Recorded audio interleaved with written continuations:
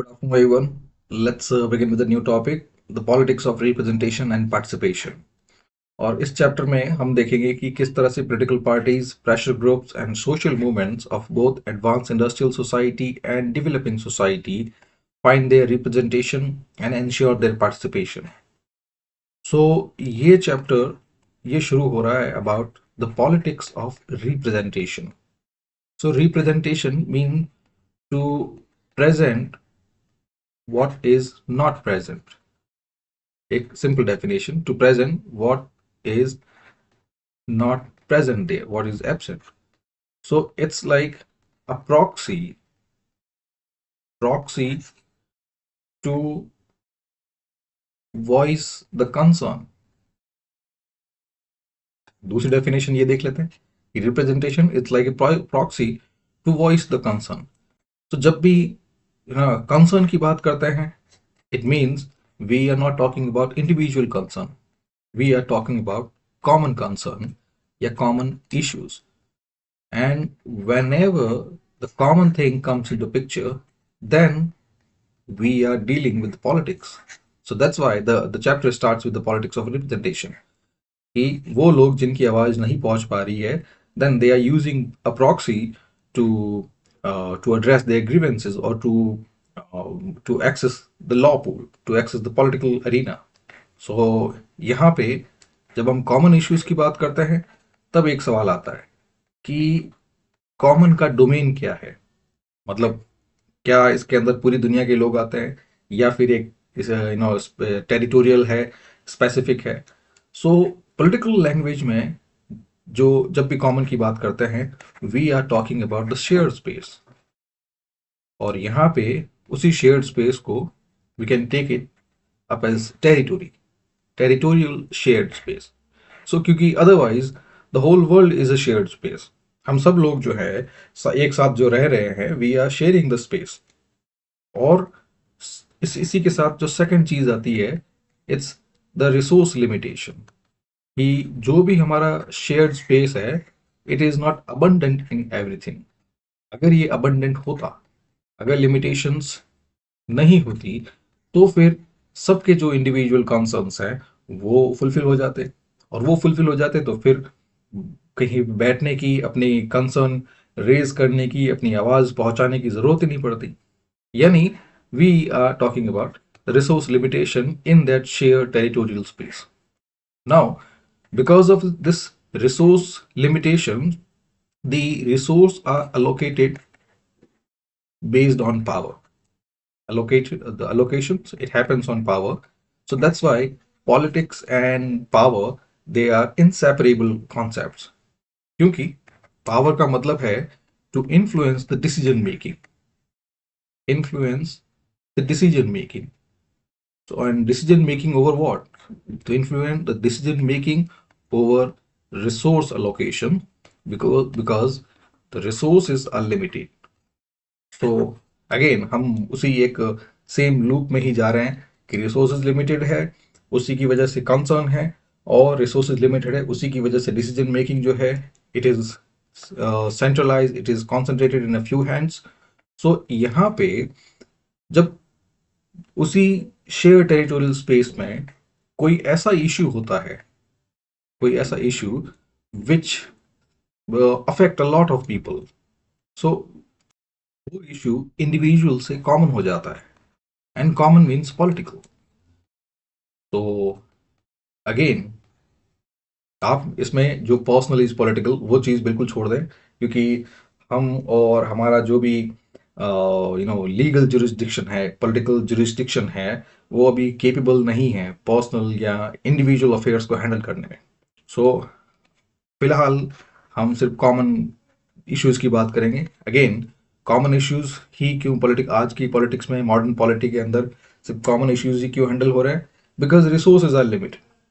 और अगर resources limited नहीं होते, again then we are talking about the same thing कि अगर रिसोर्सेज लिमिटेड नहीं होते, रिसोर्सेज अबंडेंट होते, तो फिर कंसर्न की बात ही नहीं होती. जो हर आदमी जो कुछ मांगता वो मिल जाता उसको. तो फिर उसके बाद ग्रीवेंसेस की या कंसर्न की या इश्यू की बात ही नहीं आती. एनीवे, तो यहाँ पे कॉमन इश्यू बिकम पॉलिटिकल. और फिर से वही question, what counts as a political or a common thing or a common issue in that shared space. तो ये डिपेंड करता है कि वो इशू कितने लोगों को अफेक्ट कर रहा है, how many people are affected और कंसर्न बाय दिस। जैसे बात करें, अगर किसी मोहल्ले के अंदर, किसी गांव के अंदर सड़क नहीं है, so that's a local issues.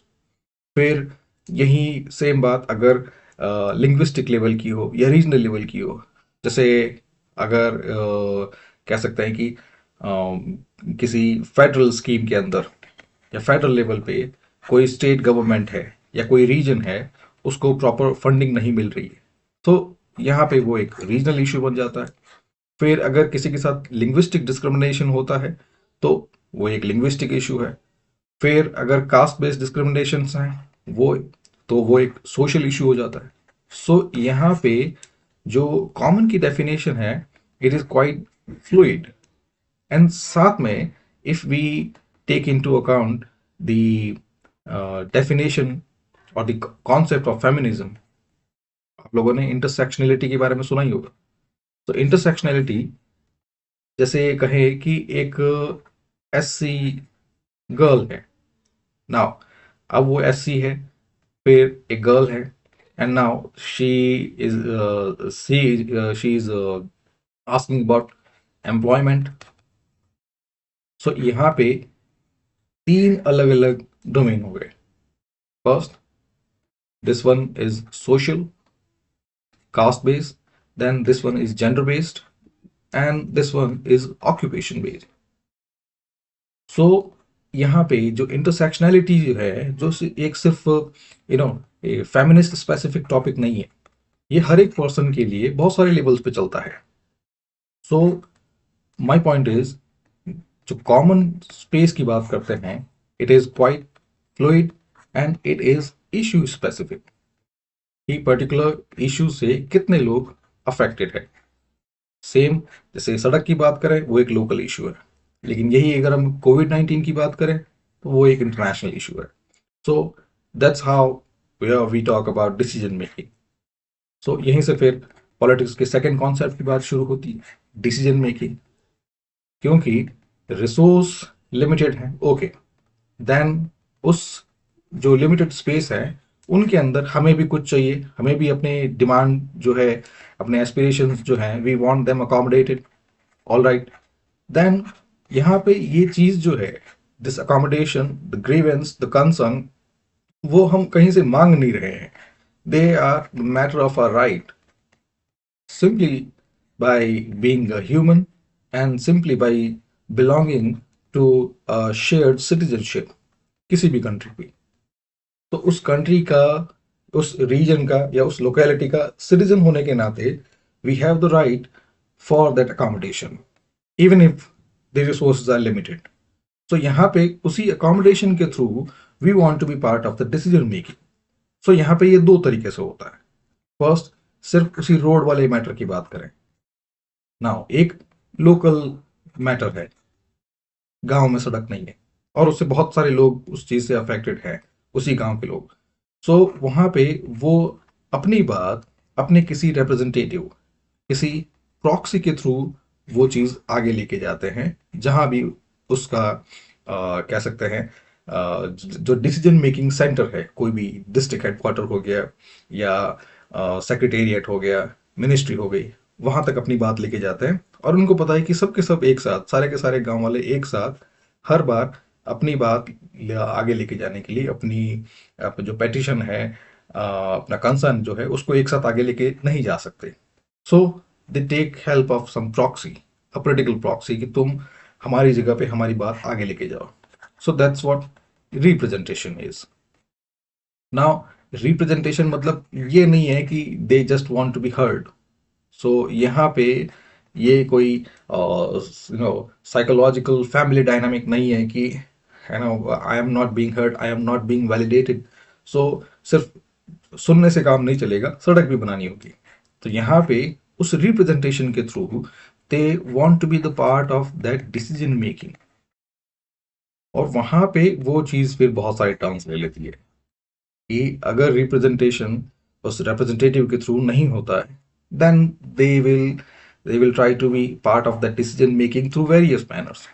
Like वो फिर प्रेशर ग्रुप्स क्रिएट कर सकते हैं। सेकंड, फिर वही किसी पॉलिटिकल पार्टीज के पास जा सकते हैं, या खुद एक पॉलिटिकल ग्रुप बना सकते हैं। और फिर वो चीज़ अगर पॉलिटिकल चैनल से, अगर इंस्टीट्यूशनल चैनल से नहीं हो, देन वो उनके पास फिर सोशल मूवमेंट्स है। क्योंकि अगेन हम बार बार वही बात कर रहे हैं, the shared space is shared, it belongs to everyone. The shared space is common, it's public, and it's political. So everyone has a right towards it and has a right inside it. खुद का हक है। अब उस हक में ये भी समझते हैं कि हमें बहुत सारी चीजें अकोमोडेट करनी होगी, लेकिन जो रिसोर्सेज हैं या डिसीजन मेकिंग पावर है, अभी भी इट इज कॉन्सेंट्रेटेड, या in another way, the decision making is aloof, unaware about that thing. So first, जो जहां भी डिसीजन मेकिंग हेडक्वार्टर है, first they want their thing to be heard, तो वहां से होता है रिप्रेजेंटेशन। और फिर सुनने के बाद फिर उन वो ये है कि वो सड़क बनाने के लिए जो भी उनको पैसा चाहिए, जो भी टेंडर चाहिए, उसमें वो डिसीजन मेकिंग होती है, वो चीज़ इंश्योर करते हैं, एंड दैट्स पार्टिसिपेशन। नाउ अब आते हैं जियो पॉलिटिक्स। सो यहाँ पे जियो पॉलिटिक्स कॉन्सेप्ट की बारे में बात नहीं कर रहा हूँ, मैं ग्लोबल पॉलिटिक्स की बात कर रहा हूँ, if you are comfortable with this one. So अब ओवरऑल जो पूरे वर्ल्ड में जो पॉलिटिक्स चल रही है उसके बारे में बात करते हैं। क्योंकि अगर वर्ल्ड पॉलिटिक्स की बात करते हैं, दिस इज द वर्ल्ड, और यहाँ पे इस तरह से वी आर डिवाइडेड, और ये सिनेरियो है north America, south America, Europe, this यहाँ से एशिया, फिर ऑस्ट्रेलिया, अफ्रीका। तो जो भी पॉलिटिकल स्पेस है, द इनहैबिटेड स्पेस, उसी के अंदर कंसर्न्स होते हैं, और उसी के अंदर वही कंसर्न्स कॉमन बनते हैं, और उन्हीं कॉमन कंसर्न्स के ऊपर फिर डिसीजन मेकिंग होती है, then resources are reallocated, and that's how politics is done. So ये है टोटल वो साइकिल जिसमें हम बार बार बात करते रहेंगे। तो यहाँ पे जो वर्ल्ड है ये तो यूनिफॉर्म है नहीं, वो हम जानते हैं कि ये वर्ल्ड अपने आप में किस तरह से डिवाइडेड है। सो यहाँ पे जो इस टॉपिक में हम बात करेंगे, तो हमने इस वर्ल्ड को बाइफरकेट किया है, दो पार्ट में तोड़ा है, the advance industrial societies and then developing societies. So इसको global north and global south भी कह सकते हैं, even if they sound derogatory. Other than that, यहाँ पे advance industrial society and developing society ये दोनों ठीक है। सो एडवांस इंडस्ट्रियल सोसाइटी के अंदर north America and western Europe, north America and no this PINA region, Western Europe and North America, and plus some developed society of Asia, जैसे Japan की बात करते हैं, जापान हो गया, साउथ कोरिया हो गया, और वेस्टर्न यूरोप के अंदर फिर स्कैंडिनेवियन कंट्रीज भी आती है। तो ये सब जो है ये एडवांस इंडस्ट्रियल सोसाइटीज में आएगी। अब एडवांस इंडस्ट्रियल सोसाइटी इनको क्यों कह रहे हैं? एडवांस इंडस्ट्रियल सोसाइटी से बताया, western Europe, north America, Scandinavian countries. Scandinavian countries means Norway, Sweden, Denmark, Finland, और फिर जो ईस्ट एशियन कंट्रीज हैं, जैसे साउथ कोरिया हो गया, जापान हो गया, सिंगापुर हो गया, और ताइवान, हांगकांग, ये सब। तो ये सब एडवांस इंडस्ट्रियल हैं। एडवांस इंडस्ट्रियल मीन्स यहाँ पे जो मैन्युफैक्चरिंग कैपेसिटीज हैं एंड टेक्नोलॉजी, दोनों की दोनों एडवांस्ड हैं। और उसके अलावा जो बाकी कंट्रीज हैं जिनको डेवलपिंग सोसाइटीज बोल रहे हैं, जिनके अंदर Latin American countries, south American countries, African countries and Asian countries. और यहाँ पे एडवांस इंडस्ट्रियल में ऑस्ट्रेलिया भी, सॉरी यार भूल गया मैं, तो ऑस्ट्रेलिया भी इसी के अंदर है, और डेवलपिंग सोसाइटी। सो तो आप जानते हैं एडवांस इंडस्ट्रियल सोसाइटी, ये कंट्रीज जो इंडस्ट्रियलाइजेशन हुआ था, इंडस्ट्रियल रेवोल्यूशन के बाद they got very prospered because of mass production से फिर है ना, इनमें से ज़्यादातर country they resorted to colonialism. तो कॉलोनियलिज्म का जो मेन रीज़न था वो यही था कि उनको कॉस्ट कटिंग करनी थी और रॉ मटेरियल भी चाहिए था। तो cost cutting and raw material दोनों ही उनको जो कॉलोनीज हैं डेवलपिंग सोसाइटीज़ की वहाँ से मिली। तो यानी एक तरह से ये कंट्री इतनी प्रॉस्पर इंडस्ट्रियलाइज है ना, टेक्नोलॉजिकली एडवांस इसलिए हो गई क्योंकि they could exploit the countries of global south, क्योंकि उनको इन्हीं कंट्रीज से raw material and free labour दोनों ही मिल रहा था। So they got rich and they stayed poor. फिर डेवलपिंग सोसाइटी की स्टोरी के अंदर जो नेक्स्ट फेज है, it's let's say post colonialism, कि जहाँ पे ये सब कंट्रीज आज़ाद हुई। अब आज़ाद होने के बाद भी बहुत सारी country they have faced a range of issues. उन सब के बारे में हम धीरे धीरे आगे बात करते रहेंगे जब भी टॉपिक आएगा। तो अब जो नेक्स्ट शुरू होता है हमारा, कि अब इन दोनों ही जो पार्ट्स हैं, दोनों कंपार्टमेंट्स हैं, advance industrial society and developing society, उन दोनों के अंदर पॉलिटिकल पार्टीज किस तरह से बनती है, पॉलिटिकल सिचुएशन कैसी है। सेकंड, उनके अंदर प्रेशर ग्रुप्स वो कैसे काम करते हैं।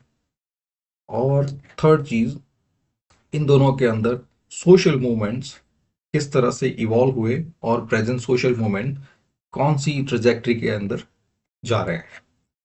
तो जब फर्स्ट पॉलिटिकल पार्टीज की बात करते हैं, तो इन एडवांस इंडस्ट्रियल सोसाइटी के अंदर भी दो तरह के सिनेरियो है। First, pre industrial revolution and then post industrial revolution.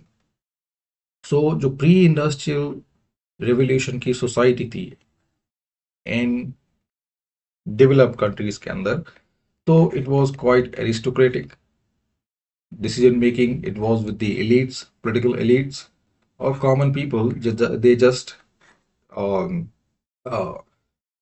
manage without rights and representation, क्योंकि सारी पावर इन्हीं के पास थी। फिर आया इंडस्ट्रियल रेवोल्यूशन। तो इंडस्ट्रियल रेवोल्यूशन, इसके कैरेक्टरिस्टिक जैसे मैकेनाइजेशन, फिर मैकेनाइजेशन के साथ हुआ मास प्रोडक्शन, और मास प्रोडक्शन के साथ मास एम्प्लॉयमेंट, फिर इसी के साथ scientific temper, logic, rationality, education, social advancement, ये सब चीज़ें हुई। कुल मिला के जब चीज़ें बनने लग गई, जब प्रोडक्ट्स मैन्युफैक्चर होने लग गए, प्रोडक्शन इंक्रीज हुआ, तो प्रोडक्शन के साथ कंजम्पशन भी इंक्रीज हुआ, और इस प्रोडक्शन एंड कंजम्पशन की साइकिल के अंदर मनी सर्कुलेशन बढ़ गया।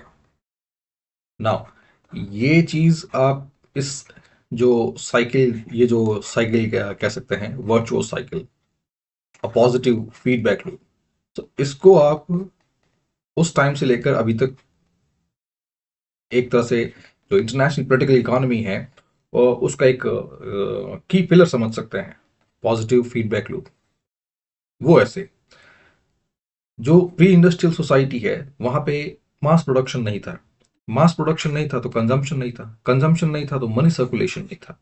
और ये चीज बिल्कुल क्लियर है, जब आपके पास पैसे होंगे तब जाके आप उस पैसे को कहीं पे इन्वेस्ट करेंगे या उस पैसे से आप कुछ नया करेंगे। और पहले मनी सर्कुलेशन नहीं था, जैसे बताया ना, ये सब पैसा जो है वो एलिट्स के पास, एरिस्टोक्रेट्स के पास था। तो वहां से वो उस पैसे को सिर्फ अपने पर्सनल कंजम्पशन के लिए या फिर जो भी उनके एक्सपेडिशंस हैं उनके लिए यूज कर रहे थे। सो यहाँ पे जो मनी सर्कुलेशन जो था इट वॉज डिस्क्रिशनरी। लेकिन मास प्रोडक्शन की वजह से यहाँ पे यही मनी सर्कुलेशन बढ़ गया, क्योंकि जो भी प्रोड्यूस कर रहा है उसको कंज्यूमर्स चाहिए।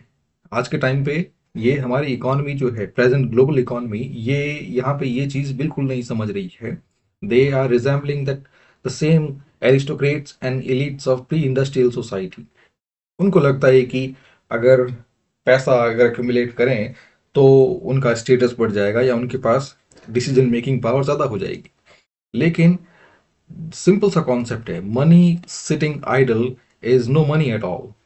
अगर आप पैसा अपने पास एक्यूमुलेट करके बहुत टाइम तक रख लेते हैं, उसको यूज ही नहीं करते हैं, तो जो उस पैसे की वैल्यू खत्म हो जाएगी। Money has its value on circulation, और सर्कुलेशन यहाँ पे इसका मतलब है the principle of demand and supply.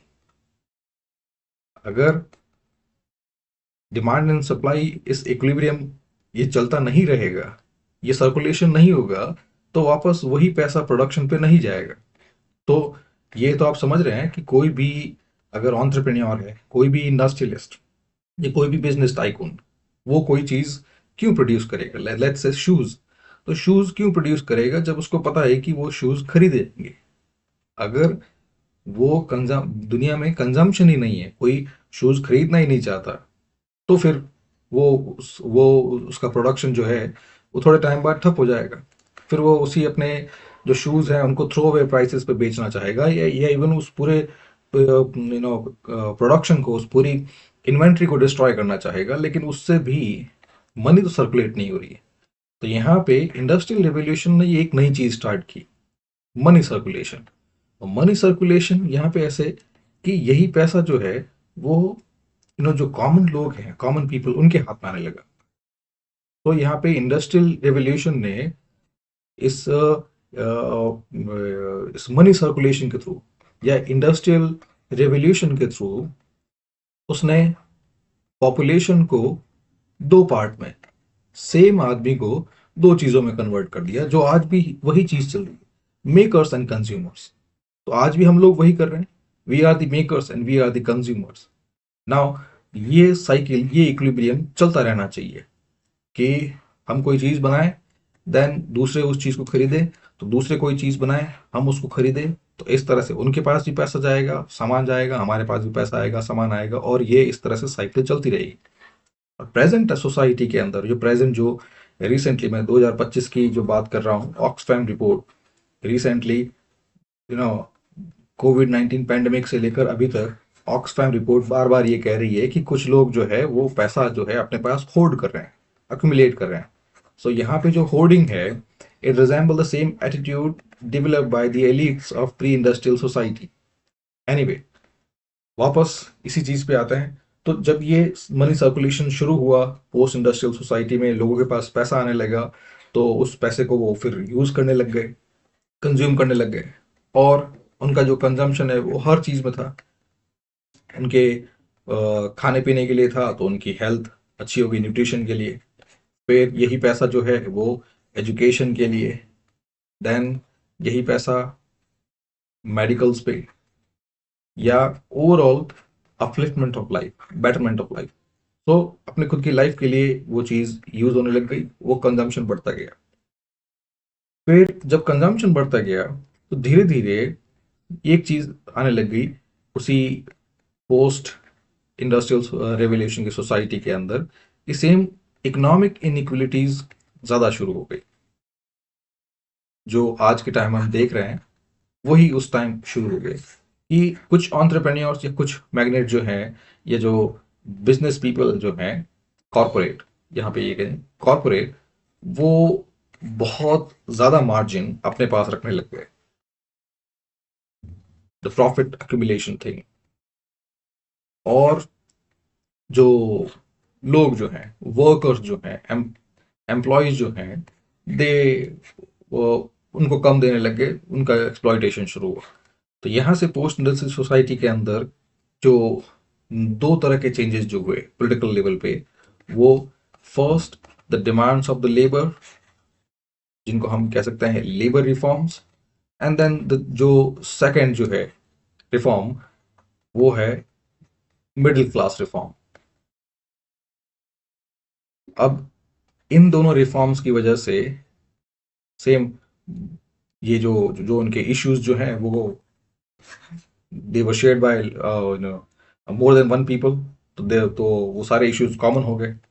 जैसे इंडस्ट्रियल सोसाइटी के अंदर सबके साथ एक्सप्लॉइटेशन हो रहा था, वेज जो है वो उनको कम मिल रही थी, एक्सप्लॉइटेशन ज़्यादा था, जो वर्किंग आवर्स जो थे वो ज़्यादा थे, तो सबके सब वो डिमांड कर रहे हैं, वो एक कॉमन इशू बन गया। तो यहीं से फिर लेबर पार्टी आ गई, क्योंकि बहुत सारे लोग अगर एक साथ अपनी बात रखना चाह रहे हैं, दे नीड द रिप्रेजेंटेशन, और बहुत सारे लोग रिप्रेजेंट करने के लिए तैयार है। सो यहाँ पे उसी इशू बेस, उसी लार्जर पूल के अंदर they form common group, a political party. So labour party वहां से आई।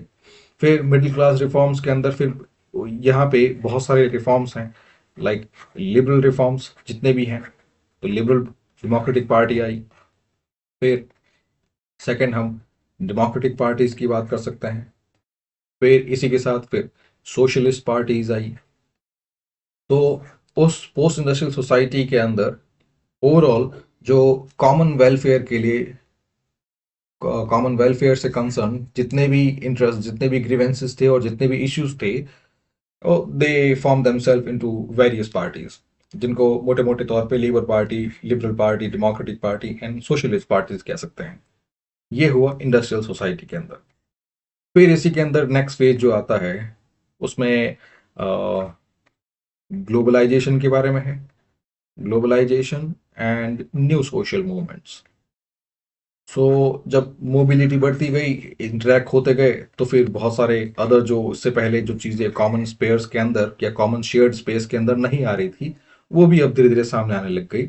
जैसे ह्यूमन राइट्स, ह्यूमन राइट्स हो गए, और फिर ह्यूमन राइट्स के अलावा बाद में फेमिनिज्म आने लग गया। फिर indigenous people, indigenous rights, tribal rights, वो आने लग गए।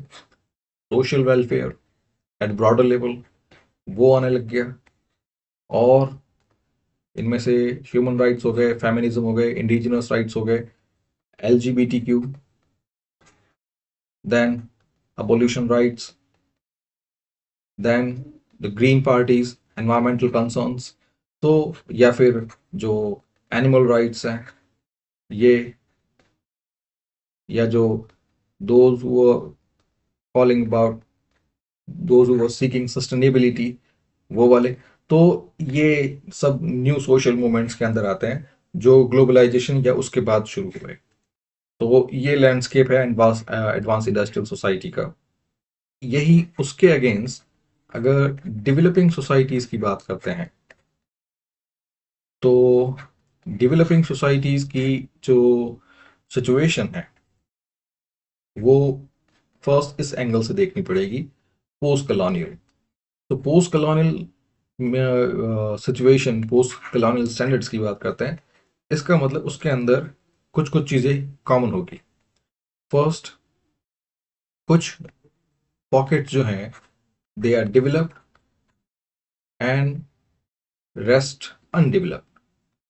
सो यहाँ पे हम ये कह सकते हैं कि सिटीज़ जो हैं, urban areas, they are very developed, वहाँ पे सब फैसिलिटीज़ हैं। और बाकी जो रूरल साइड है, कंट्री साइड्स हैं, रिमोट एरियाज हैं, फ्रंटियर्स हैं, वहाँ पे डेवलपमेंट अभी तक नहीं पहुँचा है। फिर सेकंड जो होता है, जिसको हम कह सकते हैं ब्यूरोक्रेटिक डिस्क्रिशन, क्योंकि अब इन सब जो पोस्ट कॉलोनियल स्टेट्स हैं वहाँ पे पॉपुलेशन ज़्यादा है, पॉपुलेशन ज़्यादा है एंड रिसोर्सेज कम है, रिसोर्सेज लेस। तो यहाँ पे मैं रिसोर्सेज यानी टैक्स की बात कर रहा हूँ, जो गवर्नमेंट के पास टैक्स आ रहा है। तो ज़्यादा population, less resources, less taxation, तो जो ब्यूरोक्रेट्स जो होते हैं, मिनिस्ट्रीज, उनके पास ये डिस्क्रिशन है कि वो अपना जो पैसा उनके पास आया है, जो फंड वो मैनेज कर रहे हैं, वो किस तरह से एलोकेट करें। तो जब ब्यूरोक्रेटिक डिस्क्रिशन होता है, ब्यूरोक्रेटिक और पॉलिटिकल दोनों डिस्क्रिशन, तब यहाँ से शुरू होती चीज फिर पेट्रोनेज की। क्योंकि जब अगर सबको वो चीज नहीं मिल पा रही है और जो पॉलिटिकल पावर है कुछ लोगों के हाथ में ही है, तो फिर पेट्रोनेज शुरू होता है। पेट्रोनेज या क्लाइंटेलिज्म, सो पैट्रोनेज एंड क्लाइंटेलिज्म दोनों ही सेम एक ही डोमेन के बारे में बात करते हैं, विच इज अगर डिस्क्रिशन है, अगर फंड डिस्क्रिशनरी है और सबके पास नहीं पहुंच पाएंगे, तो फिर कुछ लोग जो है they will try to get ahead of others, वो उस डिस्क्रिशन का फायदा उठाना चाहेंगे। And that's how corruption is a big issue in developing societies. जैसे हम इंडिया की भी बात करते हैं, अब हम जानते हैं कि कोई भी जो लीगल इश्यूज हैं, पॉलिटिकल इश्यूज हैं, एडमिनिस्ट्रेटिव सर्विस डिलीवरीज जो है वो नहीं मिल पाएगी अगर सिंपली एक सेन पर्सन, एक ईमानदार आदमी खुद अगर कोई सर्विस डिलीवरी चाहता है, तो उसको पता है कि पॉपुलेशन इतनी ज़्यादा है और डिस्क्रिशन इतना वाइड है कि अगर वो उस सर्विस डिलीवरी के लिए एक जो फॉर्मल रूट है उसके अंदर भी जाने जाने की कोशिश करेगा, तो उसको बहुत वेट करना पड़ेगा। तो दूसरे से आगे जाने के लिए बेस्ट वे करप्शन। फिर करप्शन जो है, फिर उसी के साथ अलग ही एक पैरेलल इकोनॉमी चलती है उसकी, और उसी पैरेलल इकोनॉमी को हम बोलते हैं पैट्रोनेज एंड क्लाइंटलिज्म। तो यहाँ पे क्या होता है, इसके अंदर जो पोलिटिकल लॉयल्टी होती है, it is centred around charismatic leader, charismatic leader, और उस वो कैरिज्मेटिक लीडर जो है उसके पास वो रिसोर्सेज जो है वो उसके हाथ में होते हैं, तो अगेन वो डिस्क्रिशन का है। तो फिर वो जो भी उनके साथ अटैच होना चाहेगा, जितने भी लोग हैं, जिस भी लेवल के लोग हैं, वर्टिकल और हॉरिजॉन्टल, चाहे वो लोकल लेवल पे हो, चाहे उसका खुद की फैमिली हो, चाहे उसके पार्टी फॉलोअर्स हों, चाहे उसके खुद के नो डिफरेंट पोर्टफोलियो एलोकेशंस हो, सब के सब वो उनकी लॉयल्टी डिपेंड करती है उस कैरिज्मेटिक लीडर से। तो फिर यहाँ पे इशू बेस्ड पॉलिटी नहीं होती, या कॉमन कंसर्न बेस्ड पॉलिटी नहीं, यहाँ पे पॉलिटी पैट्रोनेज बेस्ड है कि वो अपनी लॉयल्टी के थ्रू किस तरह से उस कैरिज्मेटिक लीडर को अपनी बात कह सके, अपनी बात रिप्रेजेंट कर सके और उनके डिसीजन इन्फ्लुएंस कर सके। तो यहाँ पे फिर जो जितने भी डिफरेंट इंटरेस्ट हैं, चाहे वो ट्राइबल इंटरेस्ट हो, चाहे वो फेमिनिस्ट इंटरेस्ट हो, चाहे वो एलजीबीटी क्यू के हो, चाहे वो लेबर रिफॉर्म्स हो, एजुकेशनल रिफॉर्म्स हो, या फिर professional people seeking their own accommodation, उन सब के लिए वो सब एक फिर क्लाइंट बन जाते हैं उस पूरे सेटअप के अंदर। पैट्रन एंड क्लाइंट रिलेशनशिप, वो आप समझ सकते हैं कि जो आगे मिनिस्टर जो भी है या पॉलिटिकल पार्टी जो है, वो आपका पैट्रन बन जाएगा, then you are the client, और फिर आपको उस लॉयल्टी के थ्रू आपको अपने आप अपना हक नहीं मांग सकते, आप उसको उसी चीज को एक पैट्रन क्लाइंट की तरह देखना पड़ेगा आपको। उनको उनकी लॉयल्टी अर्न करनी पड़ेगी। So that's a kind of situation in developing society. ना पीडीएफ की तरफ बढ़ते हैं। सो अभी आपको जो बेसिक पूरा ओवरव्यू दे दिया, अब बात करते हैं रिप्रेजेंटेशन की। सो एक जनरल आइडिया आपको दे दिया कि रिप्रेजेंटेशन क्या है। It's a two way relationship. यहाँ पे जो डिमांड्स जो होती है, जो डिमांड्स, जो कंसर्न, जो इश्यूज जो होते हैं, वो सिटीजन्स या people they pipeline through their representatives, और उनके जो रिप्रेजेंटेटिव्स हैं या जो लीडर्स हैं, अब उनके ऊपर होता है कि वो उनकी डिमांड्स, उनकी वॉइसेस, उनके कंसर्न किस तरह अकोमोडेट करें। अगेन मैं बार बार जो अकोमोडेशन की बात कर रहा हूँ, वो एक हमारी हमारी पूरी जो ग्लोबल पॉलिटी है उसका एक क्लियर बेंचमार्क है, और उसके लिए सेम चीज कि we have limited resources and limited space. So जैसे यहाँ पे आप देख सकते हैं कि रिप्रेजेंटेशन के साथ बहुत सारे क्वेश्चंस जुड़े हुए हैं, that whose voices are being heard, and कौन सी डिमांड्स प्रायोरिटी पे है। नाउ प्रायोरिटी पे लेने का रीजन ही वही है कि यहाँ पे अकोमोडेशन या चॉइसेस अवेलेबल है, और चॉइसेस विल बी एक्सरसाइज।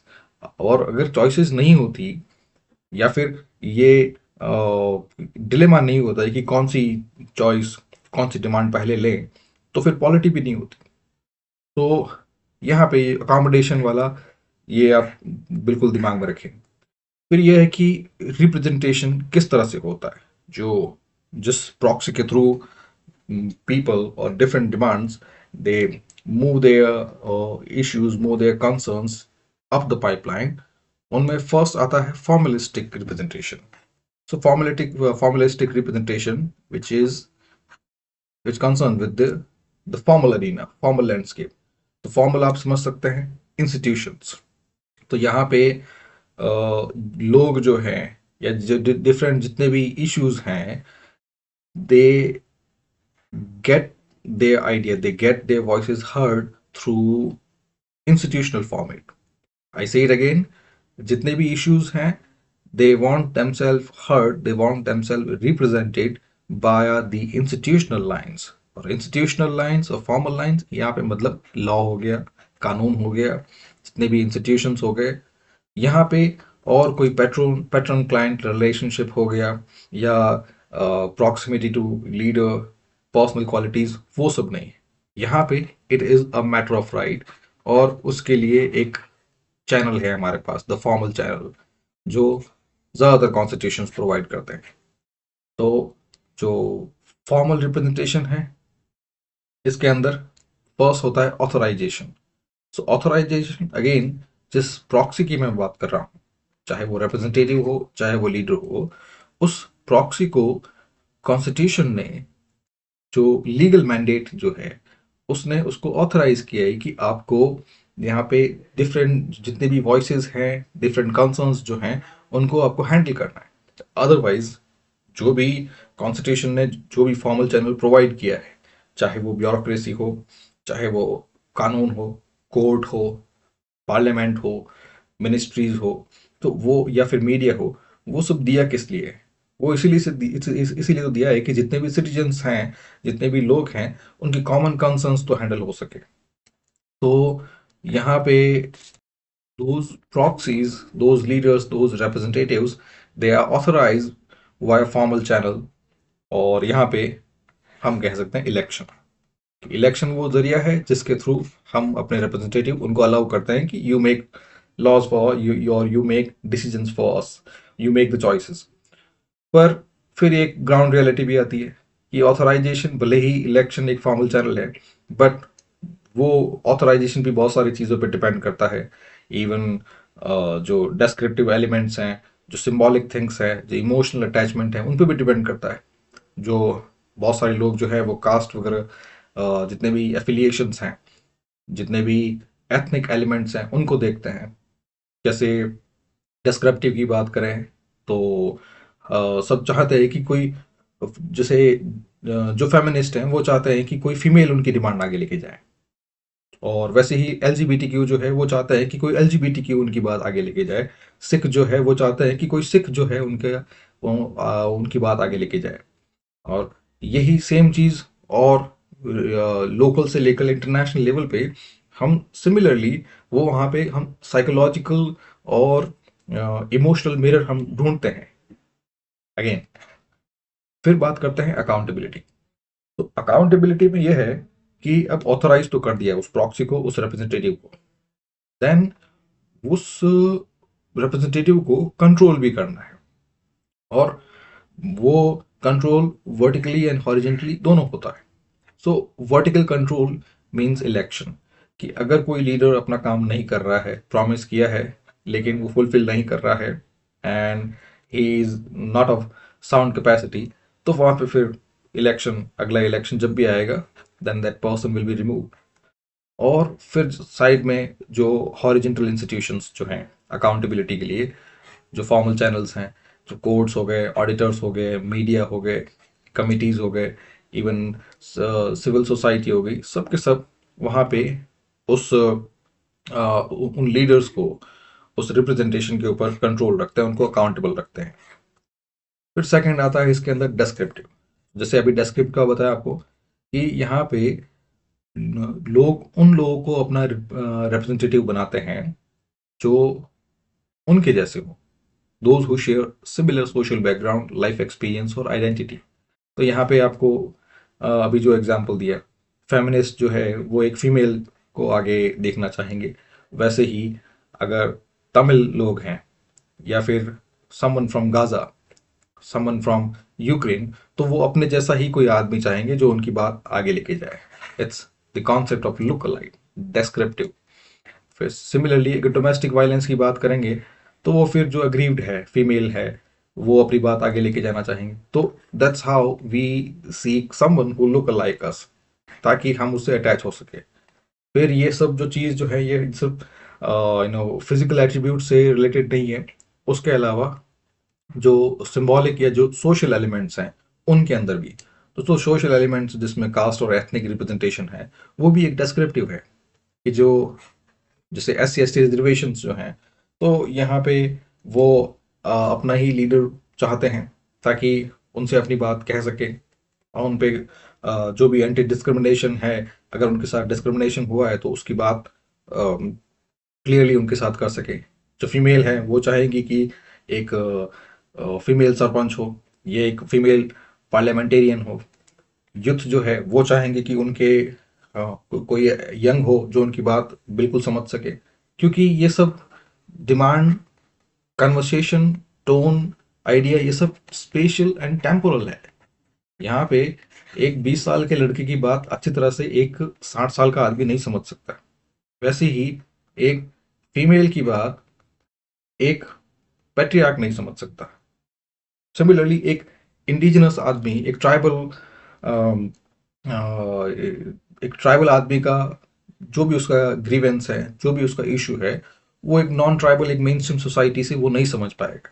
तो यहाँ पे जितनी भी एग्जाम्पल्स दिए हैं, SC ST का हो गया, जेंडर का हो गया, या फिर माओरी रिप्रेजेंटेशन हो गया, इंडिया का फॉरेस्ट राइट हो गया, ये सब they all talk about this descriptive representation. फिर बढ़ते हैं सिंबॉलिक रिप्रेजेंटेशन पे। तो symbolic representation is about what kind of emotions are evoked by that leader. तो यहाँ पे that representative, that leader must have an emotional image in the psyche of people. So जैसे present जितने भी majoritarian जो streaks हैं country में, जिनको फार राइट बोलते हैं, तो जो फार राइट जो या फिर जो फासिस्ट कंट्रीज हैं, उन सब के अंदर लीडर्स जो हैं they portray themselves as a father figure, a strong man. तो यही बात हम चाहे हमारे मोदी जी की बात करें, या फिर डोनाल्ड ट्रंप की बात करें, या फिर एर्दोगन की बात करें फ्रॉम तुर्की है, और या विक्टर ओबान की बात करें, हिटलर की बात करें, मुजोलिनी की बात करें, all of them they portray themselves as a strong man. So ये उनकी emotional image, so that's symbolic.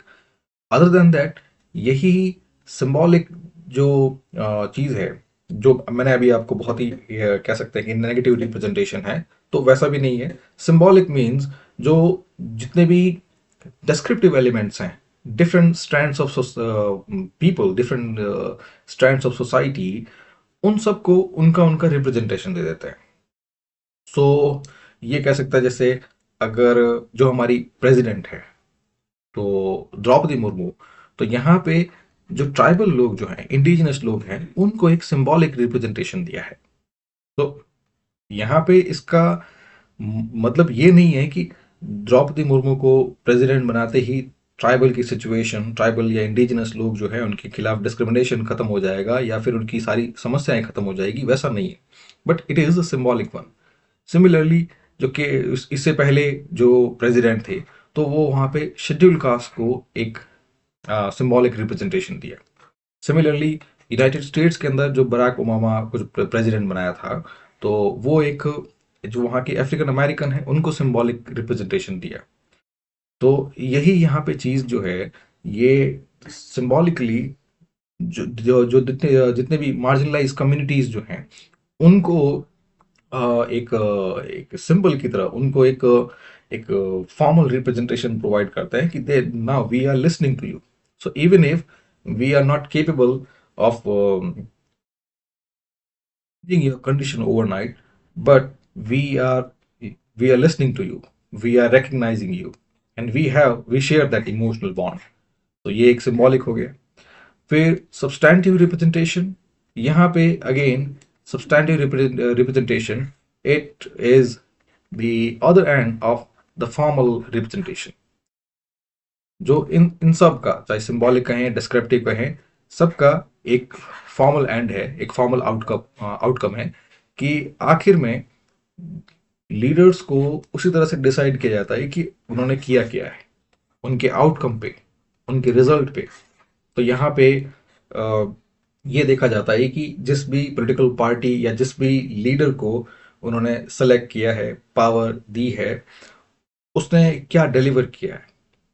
क्या कोई वेलफेयर प्रोग्राम है, कुछ लीगल रिफॉर्म्स दिए हैं, कुछ प्रोटेक्शंस प्रोवाइड की है, कुछ एडमिनिस्ट्रेटिव या फाइनेंशियल या ऑक्यूपेशनल चेंजेस किए हैं।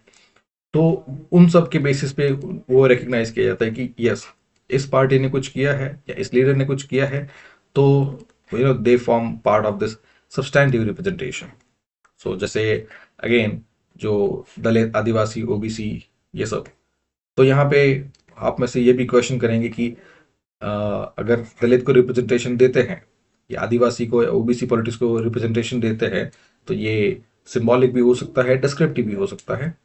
सो यहाँ पे ये सब again, all of them they are intersectional in nature. It all depends on why they were selected.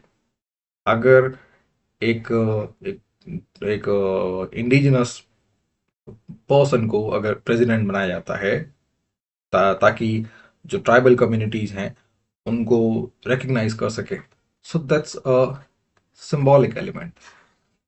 Similarly अगर एक रीजनल, ये कह सकते हैं कोई किसी इलेक्शन में अगर लोग अपने ही जो तमिल लोग जो है वो किसी तमिल सुपरस्टार को सेलेक्ट करते हैं, सुपरस्टार को इलेक्ट करते हैं या उसकी पार्टी को इलेक्ट करते हैं, so they are sharing this descriptive thing, descriptive landscape.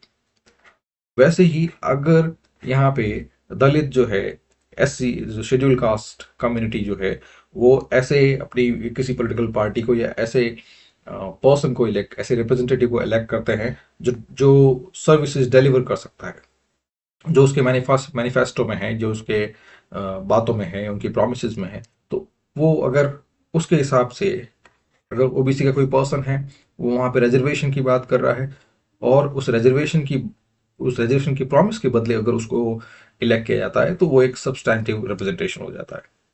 तो आप ये समझ सकते हैं। Now let's move on to the topic of social cleavages. So यहाँ पे ये चीज जो है, ये पॉपुलेशन डाइवर्सिटी के बारे में बात करता है कि जितने भी लोग एग्जिस्ट करते हैं हमारी सोसाइटी में, they are diverse and diverse in a lot of aspect.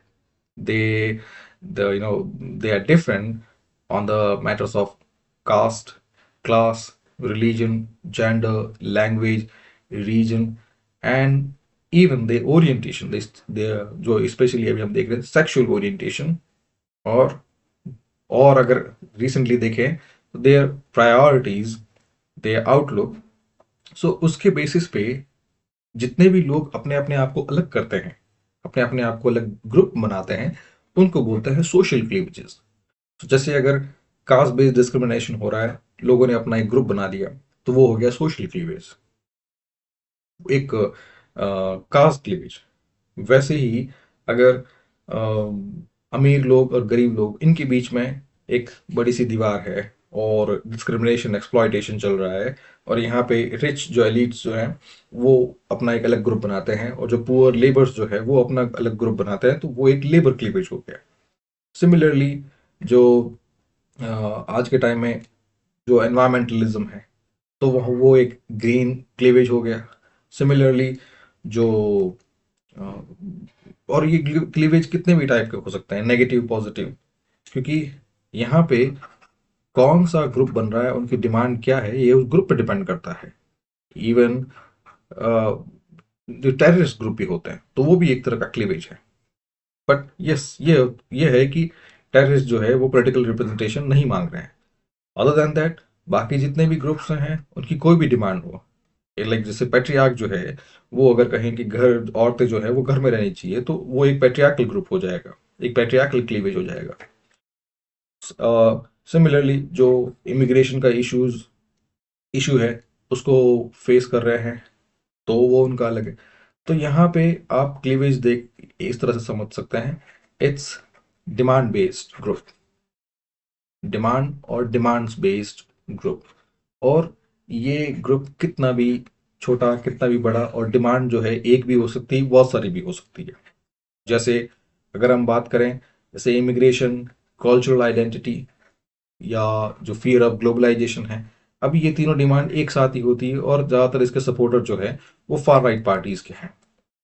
फिर यही यहाँ पे जैसे श्रीलंका की बात करें तो वहाँ पे सिनेला और तमिल, यहाँ पे ये दोनों अलग अलग क्लीवेजेस हैं। तो ये सोशल क्लीवेजेस जो हैं, यही धीरे धीरे जब वो स्ट्रेंथ इनकी बढ़ती जाती है, तो वो फिर एक पॉलिटिकल पार्टीज में कन्वर्ट हो जाते हैं। ये आप समझ रहे हैं, सेम जहां से हमने शुरू किया था, जो कॉमन कंसर्न होगा, ये डिपेंड करता है कि वो कंसर्न कितने लोगों के द्वारा शेयर हो रहा है in that shared limited space. अगर बहुत सारे लोग उसको शेयर कर रहे हैं, देन वो फिर एक कॉमन कंसर्न से एक पॉलिटिकल पार्टीज में कन्वर्ट हो जाएगा। और यही इसके इंटरमीडिएट जो लेवल होता है उसको बोलते हैं क्लीवेज। कि अगर बहुत सारे लोग वो कंसर्न शेयर करने लग गए, देन फिर वो सोसाइटी के अंदर वो us versus them, not in a negative way, not in a quarrelsome way. It's just that they hold different interests and they are affected by it. So वो सब लोग उनको क्लीवेज बोलेंगे। और वही क्लीवेज अगर बहुत ज़्यादा पॉपुलेशन बढ़ता है, बहुत सारे लोगों द्वारा शेयर होता है, then it will become political party, जिसकी हम बात कर रहे हैं यहाँ पे। तो पॉलिटिकल पार्टीज के बारे में आपको यूँ तो ओवरव्यू दे दिया है। यूजुअली चार फंक्शंस होते हैं। रिप्रेजेंटेशन, कि जितने भी डिमांड्स हैं, जितने भी कंसर्न्स हैं, इश्यूज जो हैं, चाहे वो कह सकते हैं वर्किंग क्लासेस के हों, मार्जिनलाइज कम्युनिटीज़ के हों, जेंडर स्पेसिफिक हो, इंडिजिनस कम्युनिटीज़ के हों, उन सबको रिप्रेजेंट करना। फिर सेकंड इसका होता है रिक्रूटमेंट, कि यहाँ पे जितने भी कैंडिडेट्स जो हैं उनको उस पॉलिटिकल पार्टी के अंदर on the basis of their affiliation, on the basis of their interest, and on the basis of the shared mental framework, उसके बेसिस पे उनको सेलेक्ट करना, उनको रिक्रूट करना एंड उनको ट्रेन करना। फिर नेक्स्ट उनका आता है मोबिलाइजेशन, कि उनके पास कोई भी इशू आ गया, they take up an issue, जो भी एक कॉमन कंसर्न है, एंड नाउ उस कॉमन कंसर्न के बेसिस पे, चाहे लोग उस चीज़ को शेयर कर रहे हैं, उसके अवेयर है या अलाइन है या नहीं है, उसके first they must bring people together. और पॉलिटिकल पार्टीज उन्हीं इश्यूज को उठाती है which are shared by lot of people. It's not that कि पॉलिटिकल पार्टी जो है वो उन कॉमन इश्यूज के या उन पॉलिटिकल इश्यूज से बिल्कुल एलियन है, वो बाहर से हैं और इमोशनली अटैच नहीं है। Yes, they are emotionally attach to those issues, और उन्हीं इमोशनल इश्यूज की वजह से ही वो मोबिलाइज कर पाते हैं या किसी पॉलिटिकल पार्टीज में जुड़ जाते हैं। जैसे अगर एक फेमिनिस्ट है, और वो फेमिनिस्ट तो उसके जो भी इश्यूज हैं, जो भी डिमांड है, उसके बेसिस पे एक पॉलिटिकल पार्टी बनी। अब ऐसा नहीं है कि वो फेमिनिस्ट बाद में बने और इश्यू पहले था। अब वो पुट इट दूसरे तरीके से, जो पॉलिटिकल इश्यूज जो हैं या कॉमन इश्यूज, वो बनते ही कॉमन ग्रीवेंसेस से हैं। और common grievances again, it is about the limitation of the shared space. अगर रिसोर्स आपको समझ में नहीं आते तो लिमिटेशन शेयर्ड स्पेस तो समझ में आता है, कि ये जो ऑलरेडी जो शेयर्ड फ्रेमवर्क है जिसमें हम रह रहे हैं, वो शेयर्ड स्पेस वो आपके जो एस्पिरेशंस हैं, डिमांड है, या फिर आपके जो इंटरेस्ट है, उनको अकोमोडेट नहीं कर पा रहा है। तो उसके बेसिस पे फिर आप अपने कंसर्न शेयर करते हैं, तो आपको पता चलता है कि बहुत लोग जो है वो सेम सोचते हैं। तो वहां पे फिर वो इंडिविजुअल थॉट जो है, it become a common issue. और कॉमन इश्यू फिर उससे इसी के बाद इट बिकम्स सोशल क्लीवेज। और फिर धीरे धीरे बहुत सारे लोग जब उसी चीज़ को उसी चीज़ से जुड़ जाते हैं, उसी फ्रेमवर्क का शेयर करते हैं, then it becomes a political party. So यहाँ पे जब मैंने ये कहा है कि जो पॉलिटिकल पार्टीज जो है, they are not alien to the common issues, इन उसका उल्टा they are product of the common issues. So अगर कोई फेमिनिस्ट है, पॉलिटिकल पार्टी बनाई है उसने, और अब वो अपनी जो भी बात है उसको बहुत लोगों तक पहुंचा रही है, तो इसका मतलब ये नहीं है कि वो एक एलियन पॉलिटिकल पार्टी का हिस्सा थी और उसने एक मौका देखा, एक अपॉर्चुनिटी देख के फिर वो फेमिनिस्ट बन गई. नहीं, वो फेमिनिस्ट थी, और वहां से फिर वो अपना अपने इश्यूज के थ्रू, है ना, अपनी जो जो भी उसका कॉमन कंसर्न है उस लोगों को मोबिलाइज कर रही है, लोगों को उसके थ्रू अपनी बात पहुंचा रही है.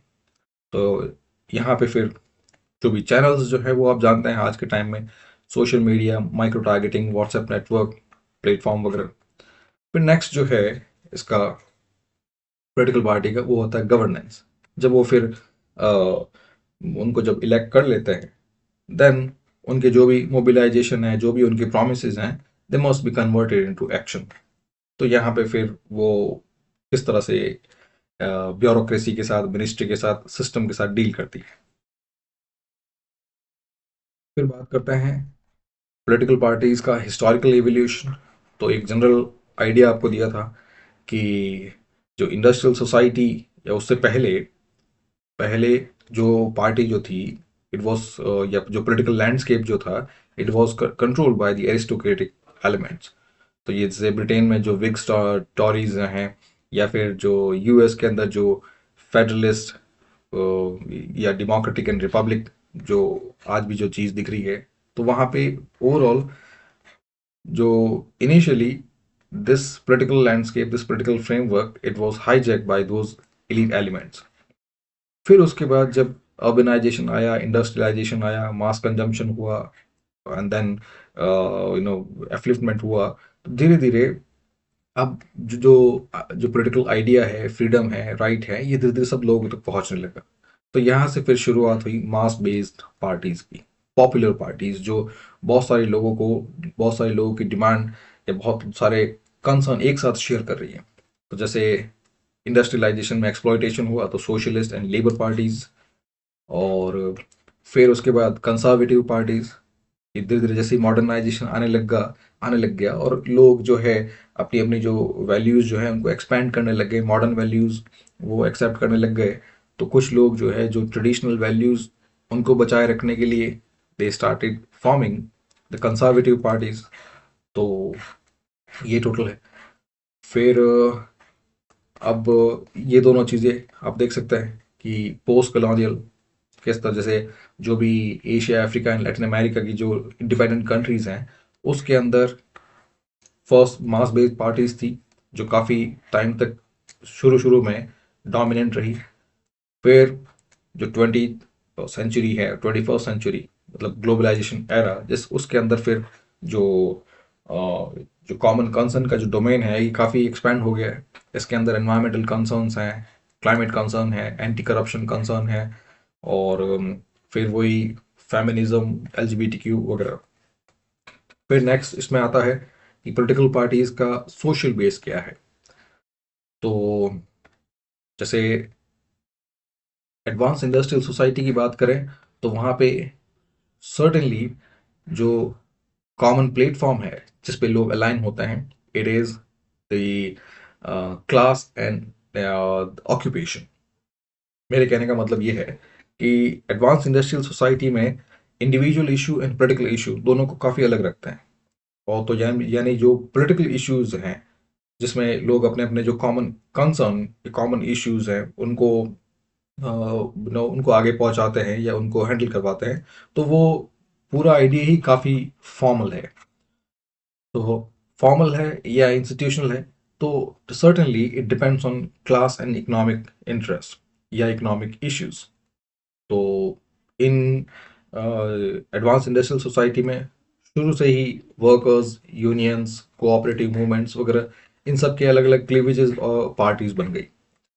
यही अगर डेवलपिंग सोसाइटीज की बात करें, तो वहाँ पे जो पॉलिटिकल पार्टीज जो हैं वो फॉर्मल नहीं है, वो इनफॉर्मल है. यानी they are based on the social hierarchy. तो यहाँ पे कोई हायरार्की नहीं है, कोई इमोशनल अटैचमेंट नहीं है. इट्स जस्ट डिफरेंट क्लासेस, चाहे कह सकते हैं कॉर्पोरेट क्लास है, वर्किंग क्लास है, वो दोनों अलग अलग है। They have accepted this, and उन दोनों के लिए formal representation and formal political channel है। लेकिन यही डेवलपिंग सोसाइटी में the whole issue is informal, it is based on social hierarchy, it is based on patriarchy, वे और उसी सोशल रियलिटी के अंदर बहुत सारे जो सेक्शंस जो हैं वो मेन स्ट्रीम सोसाइटी से अलग हैं। लाइक ट्राइबल पीपल हो गए, दलित्स हो गए, जो मार्जिनलाइज कम्युनिटीज़ हैं, वीमेन हैं, उनको अलग रखा जाता है। तो यहाँ पे डेवलपिंग सोसाइटी के अंदर जो कह सकते हैं रिप्रेजेंटेशन में इनफॉर्मेलिटीज बहुत सारी है। फिर नेक्स्ट, रीजनल एस्पिरेशन। तो ये advance industrial society and developing society दोनों के अंदर है। दोनों के अंदर जो कुछ कुछ जो लोकल कंसर्न है, लोकल या रीजनल कंसर्न जो है, उनको कोई भी पॉलिटी सारे के सारे इश्यूज हैंडल नहीं कर सकती। Again idea, limited shared space या लिमिटेड रिसोर्सेज। तो ऐसे में जब वो नेशनल पार्टीज वो उन चीज़ों को हैंडल नहीं कर पाती, तो वही एस्पिरेशंस, वही डिमांड जो है, वो फिर खुद को सेपरेट करके अपना एक अलग रीजनल थ्रेशोल्ड बना लेती है। तो जैसे इंडिया में जितने भी रीजनल पार्टीज हैं, डीएमके हो गई, शिवसेना हो गई, पंजाब के अंदर ज़्यादातर जो है आप देख सकते हैं इंडिया में तो, या फिर जितने भी डेवलपिंग सोसाइटीज़ हैं वहाँ पे ये सब रीजनल लिंग्विस्टिक या कल्चरल पार्टीज़ हैं। और यही चीज़ हर जगह पे है। चाहे न्यूजीलैंड के अंदर कहो, वहाँ भी इंडिजिनस कम्युनिटीज़ हैं, वो अपना अलग स्पेस मांग रही है। और सेम कनाडा के अंदर जो क्यूबेकोई है, स्पेन के अंदर कैटलन्स हैं, और सेम अमेरिका के अंदर जो इंडिजिनस कम्युनिटीज़ हैं वो है। तो हर जगह पे ये जो मार्जिनलाइज कम्युनिटीज़ हैं इनके खुद के अलग अलग एस्पिरेशन। और ये जो बार बार आ रहा है सोशल मूवमेंट, ये दोनों के अंदर है। जो green parties, sustainability parties, anti nuclear, ecological activist, feminist, LGBTQ, civil rights, those espousing human rights, तो ये यहाँ पे हर जगह पे ये चीज़ आई है। सो यहाँ पे मोटे मोटे तौर पे सारा ओवरव्यू आपको दे दिया है। बाकी ये पीडीएफ आपके लिए अवेलेबल है। इसके लास्ट में पुराने सारे प्रीवियस ईयर क्वेश्चंस हैं। फिर अगर इसके अंदर कुछ ऐसा है जो आपको अलग चाहिए, या फिर पॉलिटिकल पार्टी, प्रेशर ग्रुप्स और सोशल मूवमेंट, इनके अलग अलग वीडियोस चाहिए, तो आप जो कमेंट सेक्शन है और कम्युनिटी सेक्शन है उसके थ्रू आप पूछ सकते हैं। अदर देन दैट, एक बार आप इस पीडीएफ को देखिए, ज़रूरत पड़े तो बना देंगे। So this is it, thank you.